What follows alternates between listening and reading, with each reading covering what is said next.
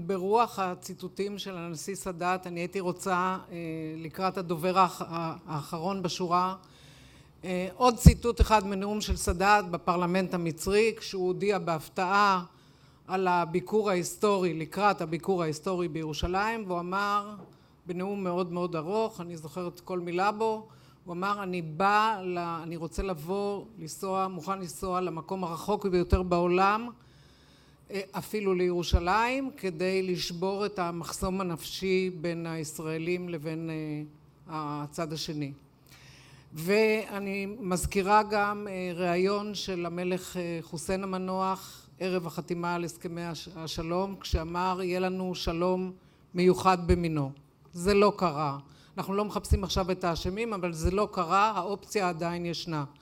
אני רוצה להזמין את הדובר האחרון, את דוקטור רוברט דנין, שהוא ייתן את המבט מבחוץ, בזכות המומחיות שלו לגבי העולם הערבי והמזרח התיכון, מבט מבחוץ לגבי תהליכים, אופציות וסיכויים. תודה רבה.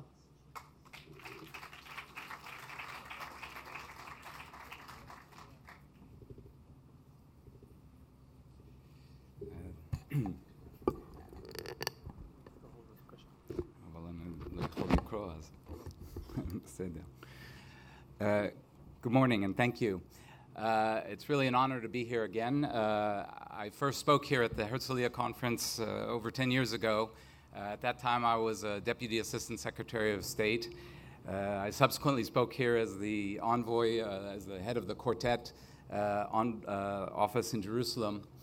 And today I guess I speak here as the representative of the Arab League. That was a joke.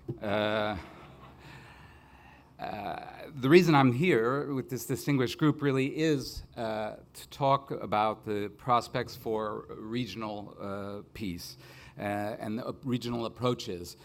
This is an area that I've been exploring a great deal in my post-government life, and wanted to make some analytical observations about that. So thank you. There's no light on this here. So much has been made about the convergence of interests between Israel and the Arab world in the current environment. And I first wanted to just identify those, because I see really three loose ones that we talk about. The first, obviously, is the concern about Iran as a regional expansionist power that is exerting power and projecting influence into the heart of the Arab world, be it in Iraq, Syria, Lebanon, Yemen, and even Gaza. Now, at the same time, there's a second element of this convergence, and it's almost paradoxical, which is, as the United States is perceived to be in retreat or retrenchment, this has helped, not necessarily produced, but it's helped accelerate a convergence and a regional activism from many of the actors in the region to help fill this perceived void. And at the same time, you have a third development that I think is important, which is the rise of a new generation of leaders, particularly in the Gulf, leaders who are now very young, in their 30s, and come to these approaches and come to the region and come to the issues with a different perspective, with a great deal of dynamism, with a certain degree of testosterone, and are very forward-leaning and have less baggage than their previous generation. And then this, of course, leads to the question, so what can be done here? Because there's an increased tendency here to talk about, under the new environment, that there's a great deal of flirtation taking place beneath the table between Israel and the Arab states, and particularly Israel and the Arab Gulf. And here I would say that there's a tendency to misread this reality. It is true.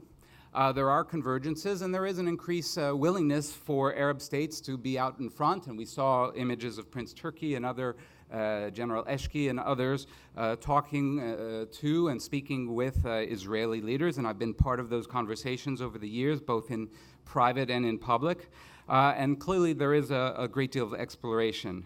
But I think we can be mistaken in going too far and extrapolating from this. I mean, recall from your own experience, from at least 1947, if not before, the Yishuv had very good relations with the Hashemite family in Jordan, and the ongoing relationship that went on throughout between the Yishuv and then the incipient state of Israel and the intelligence services, the Shai and then the Haganah, with the Hashemite rule. But that did not prevent two significant wars between Israel and Jordan in 48 and 67 at least. And so the point here is that under the table, cooperation has its limits, and it does not mean the same thing as peace. It's good, it's not war, but it's still very hard to translate that into something into the next level.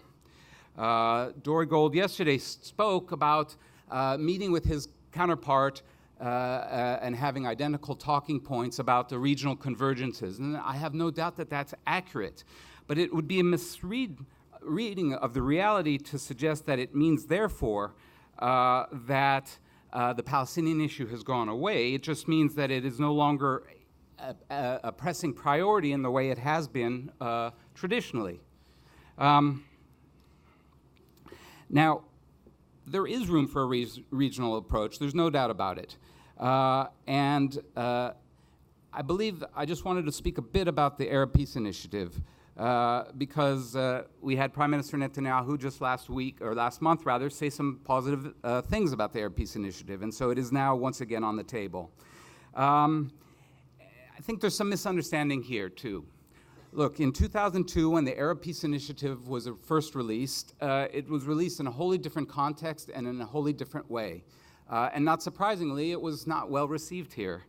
It was released one day before the Netanya bombing. It was sent in a way that was grudging at best, as if it was a fax under the door with a nose held. And clearly, analytically, the address was not Israel, it was Washington, and it was part of a larger context in which the Saudis and other Arab world wanted to increase its position in a post-9/11 world.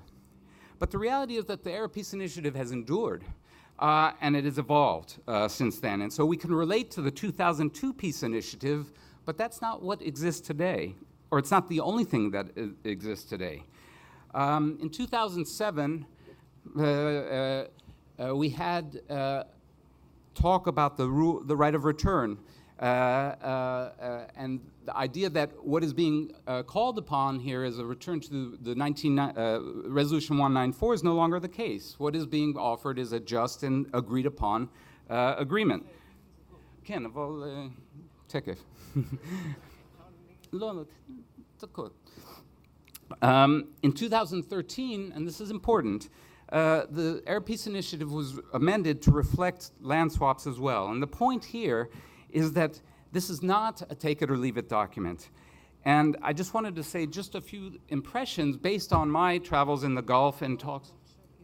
אי אפשר? This is the most interesting part, but if... Next session, maybe. Okay. אני ממש מצטערת. אתה נותן לו לדבר?